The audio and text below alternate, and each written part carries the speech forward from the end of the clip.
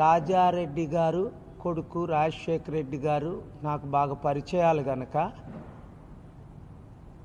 వాళ్ళ ఆత్మతో నేను కమ్యూనికేట్ చేయడానికి ప్రయత్నించాను. అంటే రాజారెడ్డి గారు, రాజశేఖర రెడ్డి గారు ఈరోజు బ్రతికుంటే షర్మిలాని ఏ విధంగా అడ్డుకునేవారు అన్న విషయం నాకు బయలుపడింది.